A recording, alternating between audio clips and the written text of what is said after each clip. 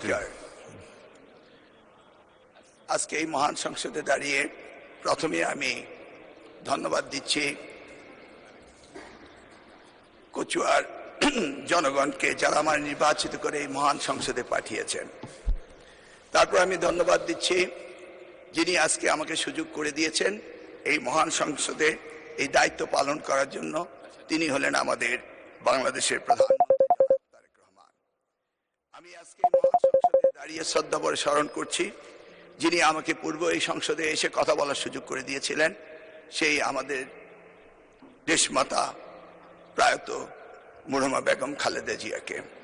মাননীয় স্পিকার, প্রাথমিক শিক্ষার উন্নয়নে প্রাথমিক শিক্ষা অধিদপ্তরের আওতায় মোট 5টি চলমান প্রকল্প গ্রহণ করা হয়েছে। প্রকল্পগুলো হলো: 1. চতুর্থ প্রাথমিক শিক্ষা উন্নয়ন কর্মসূচি PEDP4, যেটা শুরু হয়েছিল জুলাই 2018 থেকে জুন 2026 পর্যন্ত। চাহিদা ভিত্তিক সরকারি প্রাথমিক বিদ্যালয় উন্নয়ন প্রকল্প প্রথম পর্যায়ে 2016 থেকে 2026 পর্যন্ত। ঢাকা মহানগরী ও পূর্বাঞ্চলে সরকারি প্রাথমিক বিদ্যালয় স্থাপন, অবকাঠামো উন্নয়ন, দৃষ্টি উন্নয়ন প্রকল্প জানুয়ারি 2020 থেকে জুন 2027।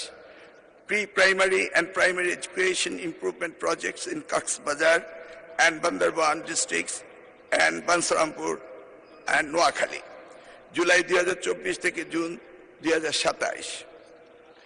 এছাড়াও 150টি উপজেলায় সরকারি প্রাথমিক বিদ্যালয় ফিডিং প্রকল্প, যেটা শুরু হয়েছে জানুয়ারি 2025 থেকে ডিসেম্বর 2027 পর্যন্ত।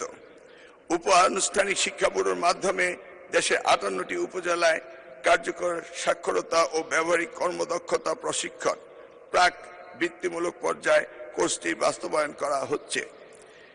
সর্বশেষ 64 জেলায় প্রতিটি একটি করে উপজেলায় বিদ্যালয় বহির্ভূত শিশুদের জন্য বিকল্প শিক্ষা সুযোগ, alternative learning opportunity for out of school children ALO শীর্ষক প্রকল্প বাস্তবায়নের উদ্যোগ গ্রহণ করা হয়েছে, যা গত 25 জানুয়ারি 2026 তারিখে একনেক সভায় অনুমোদিত হয়েছে। প্রকল্পের মেয়াদ জানুয়ারি 2026 হতে ডিসেম্বর 2028 পর্যন্ত। মাননীয় সংসদ সদস্যকে এই প্রশ্নের জন্য ধন্যবাদ। ধন্যবাদ মাননীয় মন্ত্রী। মাননীয় সদস্য SM জাহাঙ্গীর হোসেন একটি প্রশ্ন করতে পারেন। মাননীয় স্পিকার, আপনাকে ধন্যবাদ। মাননীয় স্পিকার, আপনার মাধ্যমে আমি মাননীয় মন্ত্রীকে প্রশ্ন করতে চাই। আমার নির্বাচন এলাকা ঢাকা 18 আসনের তুরাগ থানাধীন 52 নম্বর ওয়ার্ডে পাকুড়িয়া, খানটেক, যাত্রাবাড়ি, দলিপাড়া, আহালিয়া এলাকায় প্রায় লক্ষাধিক মানুষের বসবাস। কিন্তু দুঃখের বিষয় হলো উক্ত এলাকাসমূহে কোনো সরকারি প্রাথমিক বিদ্যালয় নাই। আমার সংসদীয় এলাকা বা উক্ত অঞ্চলে সরকারি প্রাথমিক বিদ্যালয় স্থাপনের পরিকল্পনা রয়েছে কিনা মাননীয় মন্ত্রী যদি জানাতেন।